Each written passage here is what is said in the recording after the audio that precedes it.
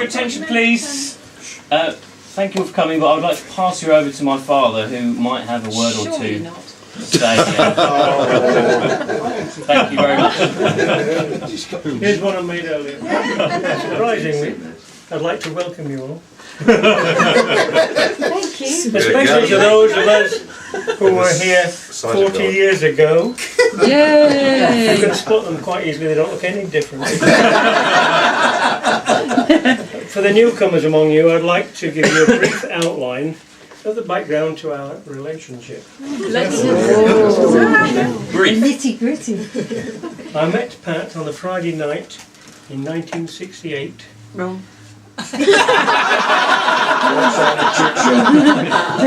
True. You're doing so well. At the Wellington Manor Country Club. Sounds very grand. It does sound really grand. In fact, it was a knocking shop. That's what you were doing. Did you get your money back? Being a Friday, for normal, I'd had a few bevies, but I must have made some sort of an impression upon Pat as she gave me her phone number. At the time, we were both in relationships with other people, so it was actually quite difficult to get the whole act together. Eventually, after a couple of weeks, I plucked up the courage and we arranged to meet on a Sunday evening. Still June, I think it was. It was a lovely, sunny summer's evening. On a Sunday night, I thought, right, we'll go over to Cookham. I can impress this young lady at that nice little pub down there. It's beautiful. See it now. And I had a sports car, Oh, a nice MGA, and I put the hood down in order to impress dear Pat. Sadly, it rained. when I got to Pat's, a very young lass came out to the car who I didn't recognise. Where are you?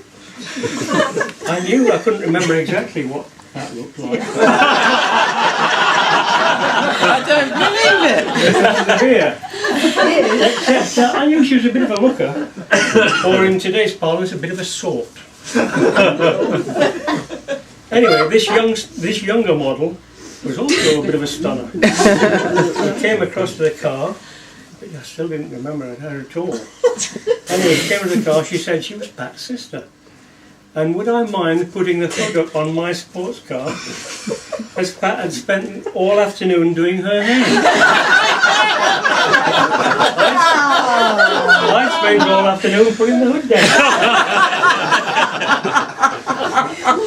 Anyway, I didn't know how to drive off in a huff, or be flattered that she had gone to so much effort for me. 15 love to Pat. I think Pat thought I was a bit of a weirdo at that time. Her mother certainly did. She said she would never put up with me. In fact, Pat's mother advised her that she should always hold back some little secrets. keep the mystery going. Keep the mystery going throughout our marriage. We've done this so well that half the time neither of us know what the hell. We spend ages trying to work out what the other one's talking about. I think sometimes we speak a different language. Anyway, after 3.5 years, we married in haste. Not a shotgun job, no. Took some time to get round to it, that's all. Not just a relationship. And as they say in rugby, we're now going through the phases. We've got 3 sons of whom we're very proud, and we now have grandchildren on the scene and more on the way. Pat has finally got the little girls she always wanted, so she can dress them up like dolls. And Steady. I'd like to thank Pat, however, for putting up with me all these years, especially for looking after me and nursing me through my recent problems.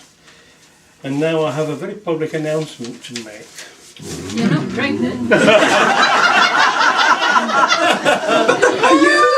In front of all these witnesses, Pat, I do solemnly declare that this year you're going to have a new kitchen.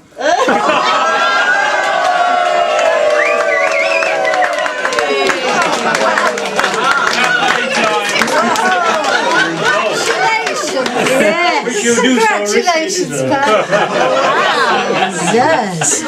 Is it on the boat? On the boat. We've only got 6 weeks of this year left, by the way. I'd like to propose a toast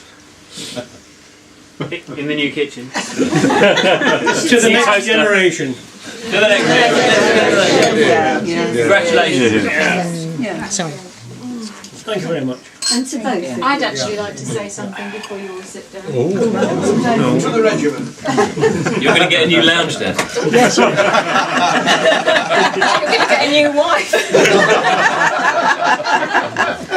Hang on, where's This my one's notes? skinny. Blimey. Hold on. You got that on camera? You're going to tell you not. I'm saying that. Yes. Well, I was The proof is thinking there. how we changed over the years and what's changed and everything like that, and really all I could come up with, well, obviously we look different, but we're both smaller. We seem to be shrinking. We're both deafer. We spend our life repeating everything. I think it's because you mumble, but you think it's because I'm deaf, and I am beginning to think you are right, really.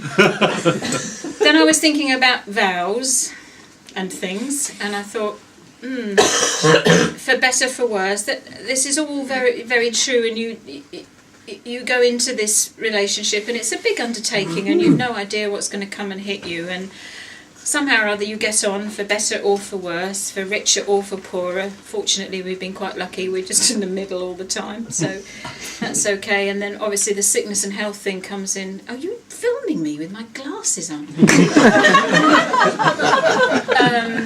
Has been very... We've had a very difficult couple of years, as you all know, and I would particularly like to thank you all for all your support, which has been absolutely invaluable to us both. Without that, I don't think I wouldn't have got through. And I'm sure Stuart, well, I know Stuart values it as well, and particularly I must mention Terry and Roger. I think that, and they have been absolutely wonderful. And well, John, yes, but I'm thinking in coming to see you every week, they've been absolutely brilliant. Hang on, stop filming. To love and to cherish, that speaks for itself. We've had 40 years, which is a flipping long time when I think about it. As they say, if you commit murder, you're obviously out long before that. But it is a long time. It's longer than a lot of people's lifetimes. And it's a marriage. I don't know how can you explain a marriage? It's just you pick somebody and then you live with them and you just sort of get on with it somehow or other. We have got 3 wonderful sons, of whom I am extremely proud. All of you, you're just absolutely wonderful. And the girls as well, wherever you are, it's just gorgeous.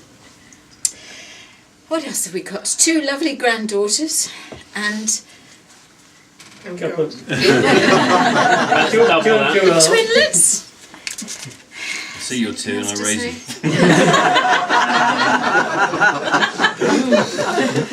Now then, what else happened in 1971? This is a quiz. Anybody can tell me what else happened in 1971? I changed schools. I got pregnant.